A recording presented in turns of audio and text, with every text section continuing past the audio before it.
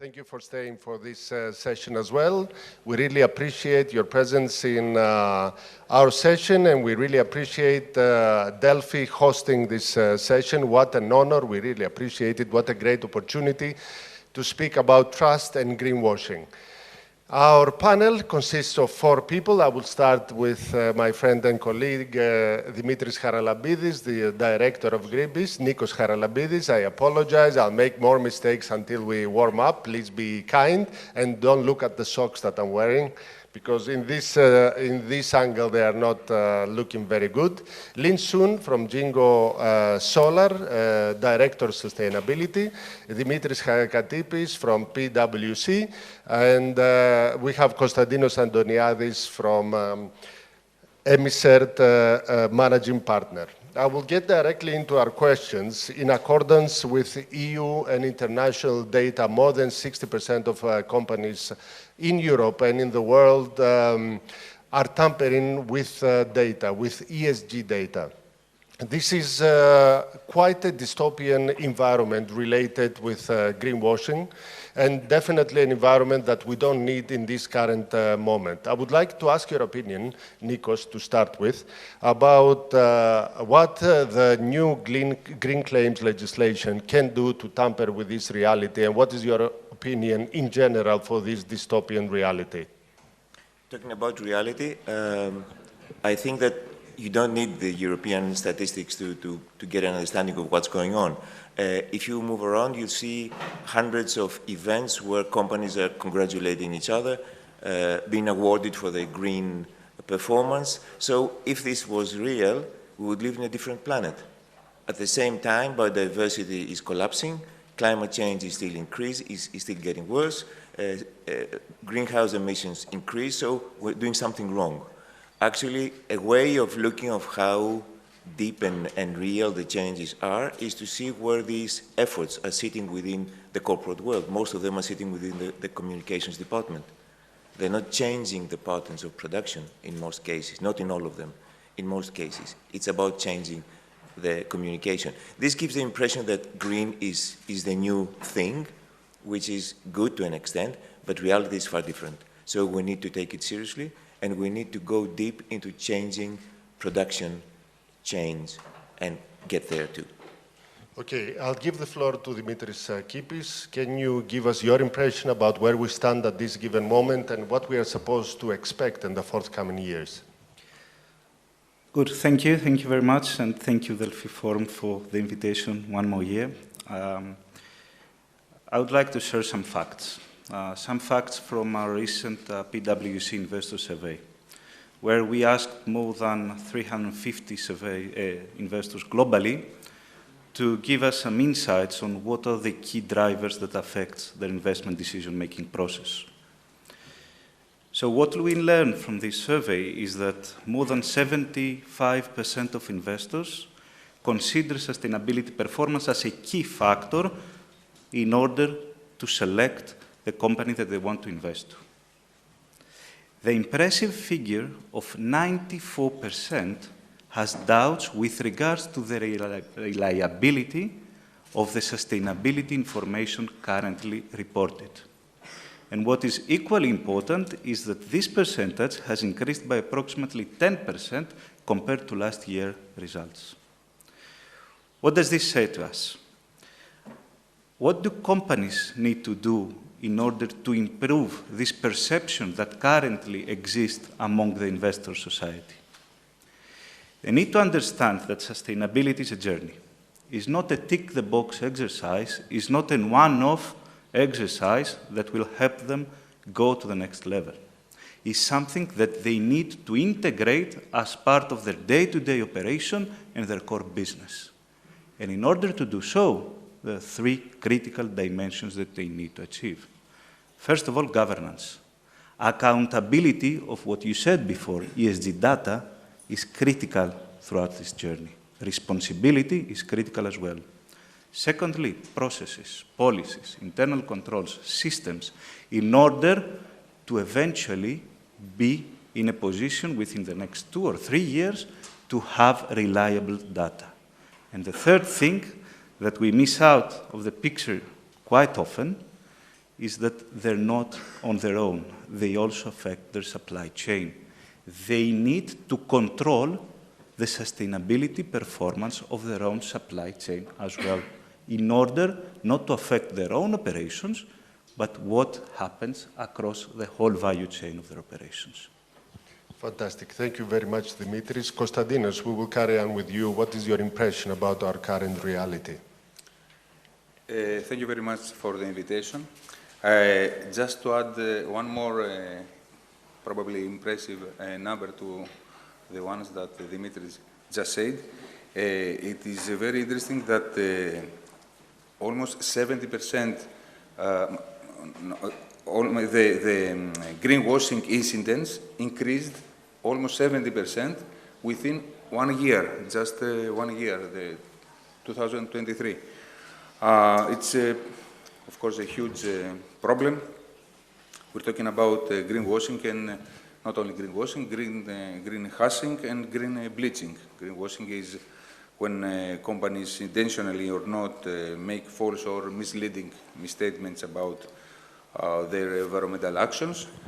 And this is something that we see more generally in the world. But there are also greenhashing and green bleaching, which happens when companies avoid to communicate or under-communicate their sustainability goals and actions, fearing criticism, legal issues, and extra regulation, probably. And I believe that this is something that is more common in Greece, and especially in SMEs.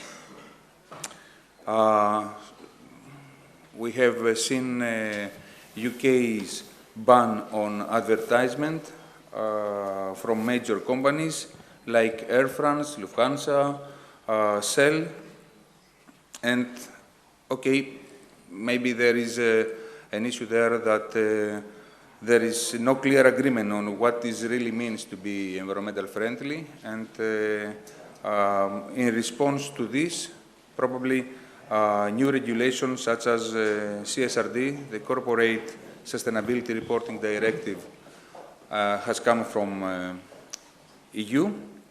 The directive demands limited assurance initially, but then in the future reasonable assurance in order to ensure the credibility of the data and the emissions reported through accredited third-party assurance providers. In this point, I would like to mention that many European countries give the authorization to offer these assurance services not only to financial auditors, but also to external auditors specialized in sustainability certifications. And these third-party verification bodies, accredited by ISO 70029, have the know-how and expertise in the field of sustainability, and they can ensure the integrity of these processes. And also, we have to mention that the EU has introduced two new proposal directives, the Green Claims Directive and Greenwashing Directive, in order to tackle greenwashing practices and adjust product labeling.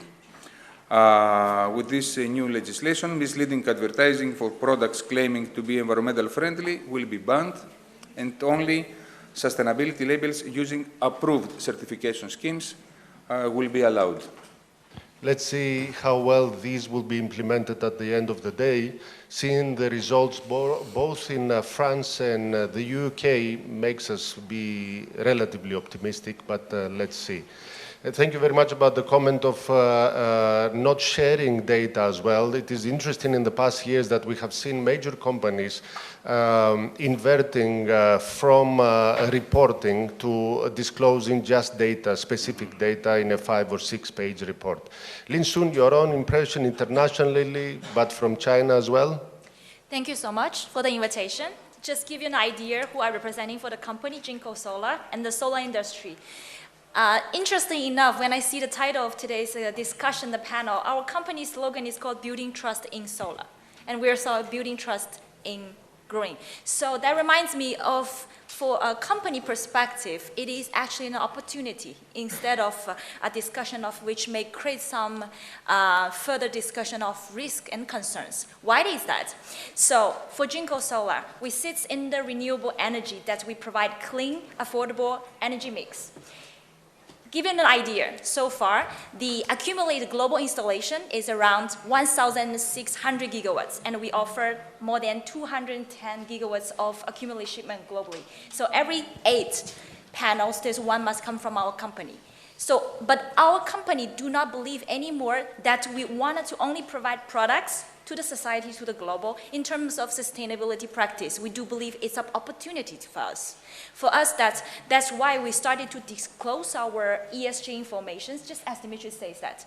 From other external consulting performance that investors, they do value the performance of corporate companies, that you aren't able to share the information for your stakeholders, that you are credible, that you are accountable for your business, that is for environment, for social, and for governance of managing your supply chain as well. So this is something I believe from corporate perspective, regardless from which country, it is actually could be an opportunity. Just need to further develop it. Thank you very much. As time is running out relentlessly, I return to Nikos Χαραλαμπίδης. Last week in Greece, we had a shocking number of 72 forest fires at the beginning of April. It appears as if climate crisis is turning into climate chaos, or I don't know what is the more suitable word to describe the situation. I would like to ask you, as far as your sector is concerned, and I will consider your sector the NGO sector, what role can you play, and possibly what changes must apply in the NGO sector in order to help tackle this reality? I assume we need to move faster, and I assume we need to be smarter in the way we engage with the society. It's clear that none of us alone can deal with the level of challenges that we face. As you said, the forest fires started ignoring that this is not their time. They started. The mechanism is not ready. The society is not ready. We're just shocked and wait for the next wave. The same will happen with the heat waves in summertime. So instead of being shocked and being surprised every now and then, let's get ready.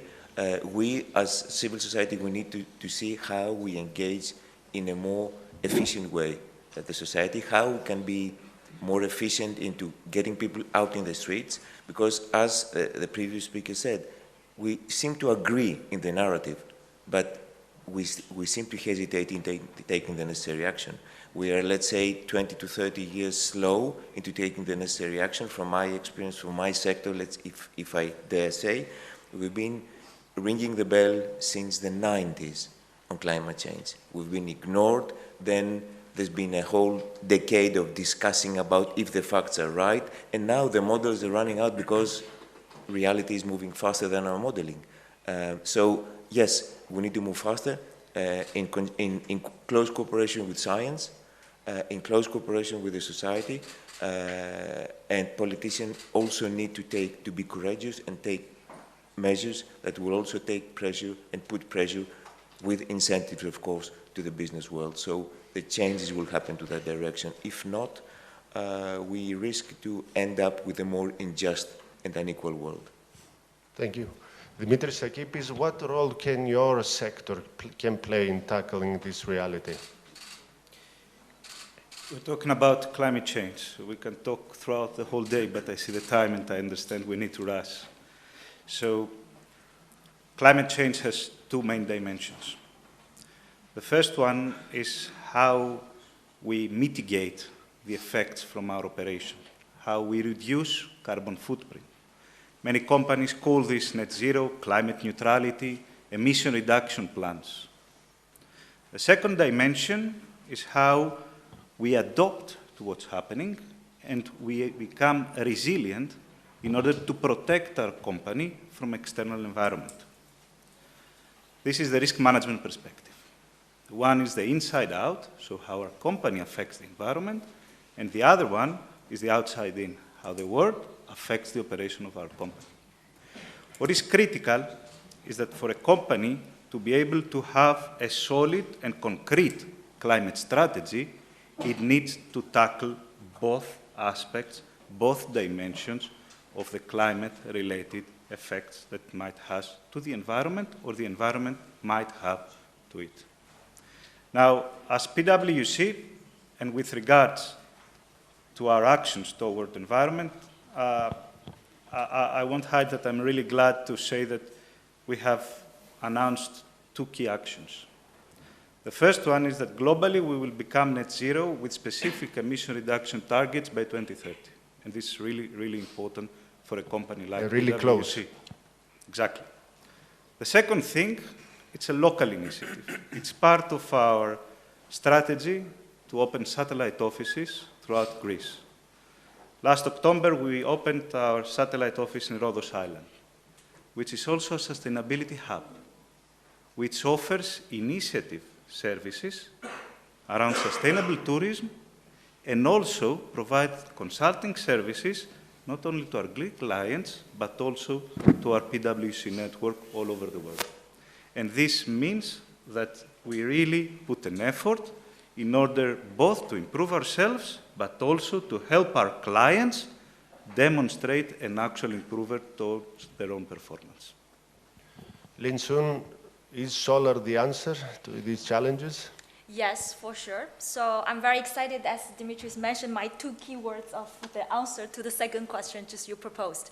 Commitment and result means that you have to commit the company itself to our ambitious, sustainable targets, but at the same time, we deliver results. So let me just tell you something that we are actually doing. For example, Jinko is the first solar manufacturer committed to RE100, which means we're going to realize 100% of renewable energy use as well.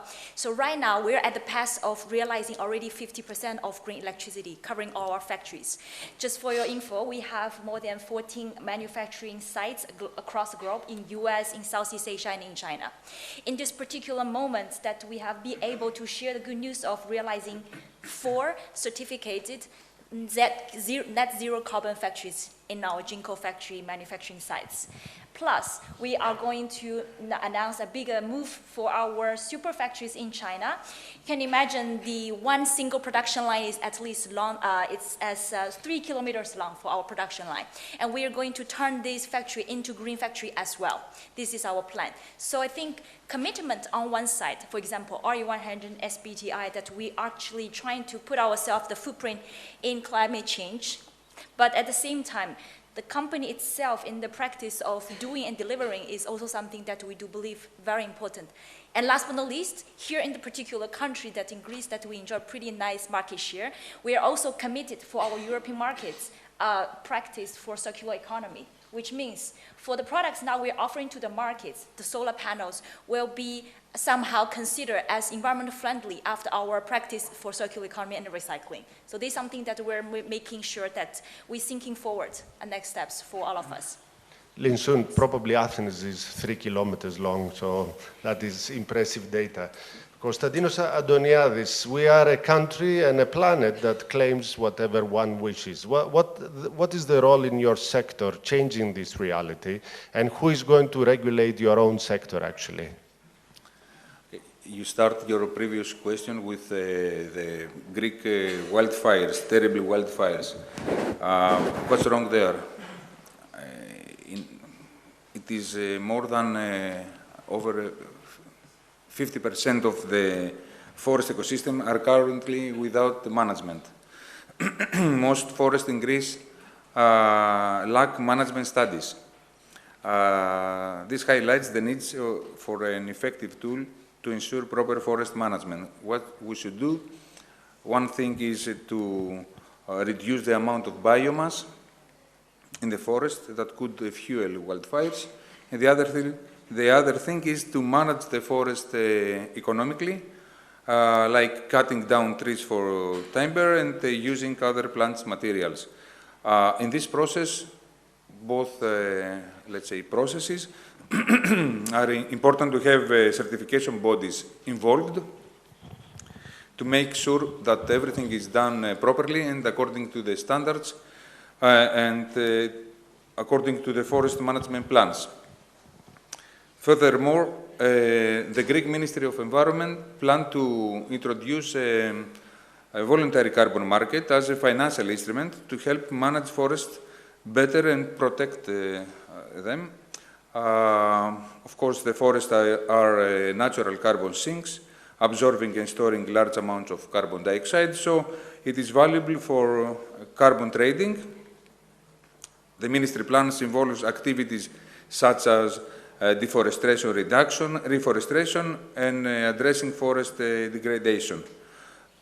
Of course, the integrity of this project are essential, and the role of verification bodies on this is crucial because there is a lack in the framework in the voluntary market, but just a few weeks ago, the European Commission introduced a proposal for a union certification framework for carbon removals, and according to this, the certification bodies are key to making sure that these projects are credible.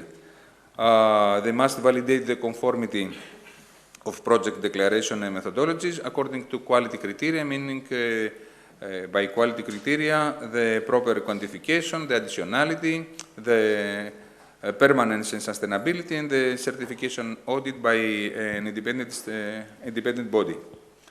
Okay. In Greece, we have some accredited verification bodies that are experienced. EMICERT is one of them. As a company, we have a lot of experience in the verification of a project like this to implement, let's say, carbon removals and storages. So I believe that in the next years, this voluntary carbon market will probably help in this, the management of the forest, and thus to the contribution to the mitigation from the climate change. Thank you very much. Important comments that we don't have time to comment. We only have 36 seconds. So, Dimitris, what principles can make Europe a leader again in social and environmental issues? You have 10 seconds. 10 seconds? 5 seconds. 5. No, everything is perfect. Next. So in 10 seconds, everything is perfect. We're on the right path, but there are a lot of things that need to be done. I would say that transparency is very important, and also reliability of data, as we told in the beginning, is also of critical importance. We will pray for both. Lynn? From company corporate perspective, I just share one keyword: standards, that we follow and support. Anything standards that applies for the industry, apply for more players, will be a good ways to approach. Konstantinos?